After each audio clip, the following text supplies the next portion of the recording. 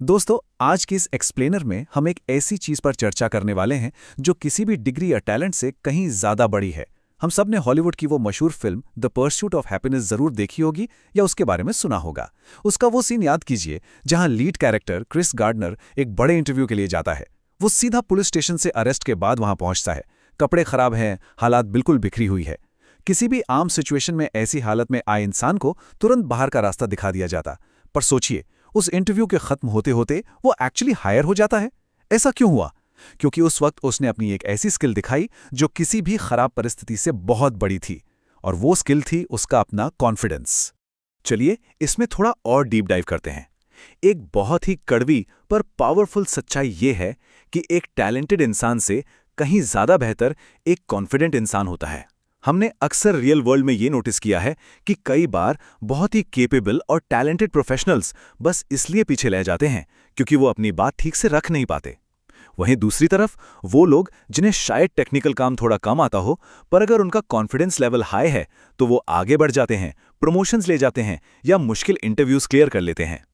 अब जरा एक करियर कोच के चश्मे से इस पूरी सिचुएशन को समझने की कोशिश करते हैं। मान लीजिए कोई पहली बार जिम जाता है और बिना कुछ सोचे समझे बस रैंडम वेट्स उठाना शुरू कर देता है। क्या इससे एक अच्छी फिटनेस बनेगी? बिल्कुल नहीं। एक अच्छा फिटनेस कोच सबसे पहले बॉडी का चेकअप करता है, कमजोरियां पकड़ता है और फिर वर्कआउट डिसाइड करता है। बिल्कुल वैसे ही वो पुराने तरीके जहां बस रैंडम कॉन्फिडेंस हैक्स अपना लिए जाते थे, वो अब काम नहीं करते। आज के टाइम में हमें चाहिए एक बिल्कुल नया तरीका, एक टारगेटेड बिहेवियरल डायग्नोसिस, यानी अंदर के बिहेवियर को पहचान कर उसको ठीक से डायग्नोस करना। और इसी डायग्नोसिस के लिए आज का हमारा रोड मैप बिल्कुल क्लियर और स्ट्रक्चर्ड है। पहले हम करेंगे एक बिहेवियरल सर्वे, उसके बाद करियर इम्पैक्ट और स्कोरिंग को समझेंगे, फिर आएंगे 5 बिहेवियरल सॉल्यूशंस और आखिर में एक डेली एप्लीकेशन चेकलिस्ट। ये step by step approach time का एकदम परफेक्ट यूज होने वाला है। तो बिना देरी किए आते हैं हमारे पहले स्टेज पर, द बिहेवियरल सर्वे। यहां हम 5 अलग अलग सिचुएशंस को देखेंगे। हर सिचुएशन को सुनकर अपने लिए 0 से 5 के बीच एक स्कोर नोट करना है। 0 मतलब ये मुझसे बिल्कुल रिलेट नहीं करता और 5 मतलब ये बिल्कुल सही और सटीक बैठता है। तो पहली सिचुएशन है फियर ऑफ जजमेंट, यानी लोगों के जज करने का डर। मान लीजिए किसी पब्लिक प्लेस में अचानक हाथ से चाय गिर गई, या फिर ऑफिस की किसी बड़ी मीटिंग में कोई पॉइंट रखना है और आंसर पता भी है, लेकिन तभी दिमाग में आता है कि लोग क्या सोचेंगे, अगर गलत हो गया तो मेरी इमेज क्या बनेगी। अगर ये फीलिंग अक्सर आती है कि सब निगाहें गड़ाए बैठे हैं और जज कर रहे हैं, तो इसके लिए 0 से 5 के बीच अपना पहला स्कोर नोट कर लीजिए। दूसरी सिचुएशन आती है शाइनेस, यानी शर्म या झिझक। इमेजिन कीजिए कि किसी पार्टी या ऑफिस के नए नेटवर्किंग इवेंट में जाना पड़ा। लोगों से भरे उस कमरे में एंटर करते ही अचानक एकदम ब्लैंक या फ्रीज हो जाना। लोगों से बात शुरू करने के बजाय चुपचाप किसी कोने में जाकर बिना किसी वजह के फोन स्क्रॉल करना शुरू कर देना ताकि किसी से आई कांटेक्ट ना करना पड़े। अगर इस शाइनेस वाली फीलिंग से रिलेटेबिलिटी लगती है तो 0 से 5 के बीच अपना दूसरा स्कोर फटाफट लिख लीजिए। अब बढ़ते हैं तीसरी सिचुएशन पर, जो है सेल्फ वर्थ इश्यूज। मान लीजिए सालों बाद अपने पुराने दोस्तों से मिलना हुआ और वहां दिखा कि वो लाइफ में बहुत सक्सेसफुल हो गए हैं। अब ऐसे में उनकी सक्सेस पर खुश होने के बजाय खुद को कोसने लगना या खुद को उनके सामने छोटा और कमजोर महसूस करने लगना। देखिए, ये कोई जेलसी या जलन नहीं है, ये एक्चुअली लो कॉन्फिडेंस और अपनी सेल्फ वर्थ को कम आंकने की बहुत बड़ी निशानी है। इसे भी 0 से 5 की स्केल पर रेट कीजिए और तीसरा स्कोर लिख लीजिए। और ये तीसरी बात बहुत ही नेचुरली हमारी चौथी सिचुएशन की तरफ ले जाती है, जो है पीपल प्लीजिंग। क्या कभी ऐसा होता है कि चाहकर भी किसी को ना नहीं कहा जाता? या फिर कोई डिबेट चल रही हो, अपना पॉइंट बिल्कुल सही हो, लेकिन सिर्फ बहस से बचने के लिए या सामने वाले को खुश रखने के लिए उसकी बात मान ली जाए। यह दिखाता है कि अपनी बाउंड्रीज ठीक से सेट नहीं हो पा रही हैं। चलिए अपना चौथा स्कोर भी यहां नोट कर लीजिए। हमारी 5वीं और आखिरी सिचुएशन है डिसाइसिव पैरालिसिस, जिसका सीधा मतलब है छोटी छोटी बातों पर इतना ओवरथिंक करना कि कोई फैसला ही ना लिया जाए। एग्जाम्पल के लिए, दोस्तों ने स्विमिंग पूल चलने का प्लान बनाया और यहां घंटों यही सोचा जा रहा है कि जाऊं या ना जाऊं, लोग फिगर देखेंगे तो क्या कहेंगे, कहीं मजाक तो नहीं बनेगा। बिना किसी दूसरे के अप्रूवल के कोई छोटा सा डिसीजन भी ना ले पाना। तो चलिए अपने इस सर्वे का आखिरी स्कोर भी 0 से 5 के बीच लिख लीजिए। अब आते हैं स्टेज 2 पर, जहां हम समझेंगे कि इस स्कोरिंग का एक्चुअली में आपके करियर पर क्या इंपैक्ट होता है। तो अब उन 5 स्कोर्स को टोटल कीजिए। अगर फाइनल स्कोर 15 या उससे ज्यादा आ रहा है तो रिजल्ट बिल्कुल क्लियर है। ये एक ऐसी कैटेगरी है जहां लो कॉन्फिडेंस, सेल्फ डाउट और हेजिटेशन कहीं ना कहीं आगे बढ़ने से रोक रहे हैं। लेकिन घबराने की बिल्कुल जरूरत नहीं है। एक करियर कोच के नजरिए से इस बात को समझते हैं। इंसान अपने आप में कभी खराब या इनहेरेंटली फ्लॉड नहीं होता। ये सिर्फ कुछ ऐसे स्पेसिफिक बिहेवियर्स होते हैं जो वर्क लाइफ में स्पीड ब्रेकर का काम कर रहे होते हैं। जैसे शाइनेस की वजह से जरूरी कनेक्शंस नहीं बन पाते, या पीपल प्लीजिंग की आदत एक सक्सेसफुल नेगोशिएशन होने ही नहीं देती, जिससे अक्सर प्रमोशंस हाथ से निकल जाते हैं। ये कोई परमानेंट प्रॉब्लम नहीं, सिर्फ और सिर्फ बिहेवियरल ब्लॉक्स है। और जब बात बिहेवियर की आती है तो हम आते हैं अपने स्टेज 3 पर, द 5 बिहेवियरल सॉल्यूशंस। जब दिक्कत बिहेवियर में है तो सॉल्यूशन भी नए बिहेवियर से ही निकलेगा।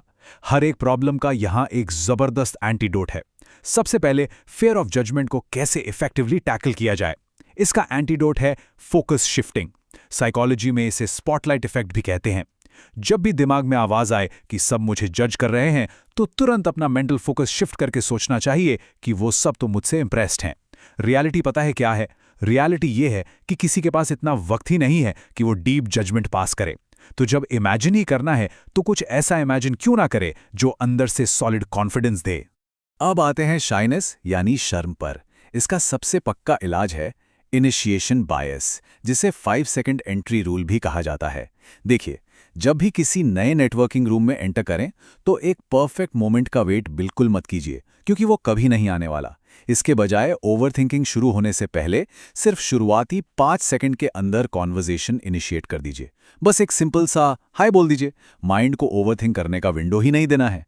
तीसरी चीज, सेल्फ वर्थ इश्यूज से बाहर आने के लिए सबसे बढ़िया तरीका है एविडेंस बिल्डिंग। इसको ऐसे समझिए कि हमारा दिमाग बिल्कुल एक वकील यानी लॉयर की तरह काम करता है। उसे जैसा केस दिया जाएगा वो उसके फेवर में सबूत ढूंढने लगेगा। नेशनल ज्योग्राफिक के ब्रेन गेम्स में एक बास्केटबॉल एक्सपेरिमेंट हुआ था, जहां प्रूव हुआ कि अगर दिमाग को पॉजिटिव सपोर्ट और एविडेंस मिले तो सक्सेस के चांस वाकई बढ़ जाते हैं।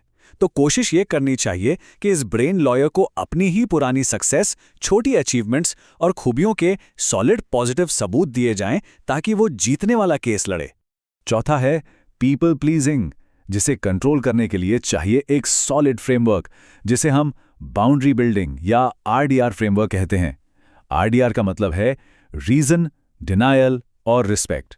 जब भी ऑफिस में या कहीं कोई ऐसा काम आए जो नहीं हो सकता, तो डायरेक्ट रूड होने की जरूरत नहीं है। सबसे पहले एक जेन्युइन रीजन देना चाहिए कि अभी प्रायोरिटी क्या है। उसके बाद पोलाइटली उस काम के लिए इनकार यानी डिनायल करें, और आखिर में थोड़ी सी रिस्पेक्ट दिखाते हुए उन्हें बेस्ट विशेस दे दें। इस सिंपल फॉर्मूला से ना सिर्फ एक्स्ट्रा वर्कलोड से बचा जा सकता है, बल्कि प्रोफेशनल रिलेशंस भी एकदम बढ़िया रहते हैं। और पांचवां सॉल्यूशन है डिसाइसिव पैरालिसिस को तोड़ने के लिए ओनरशिप बिहेवियर। ये समझना जरूरी है कि ओवरथिंकिंग असल में सिर्फ कोई काम ना करने का एक बचाव है।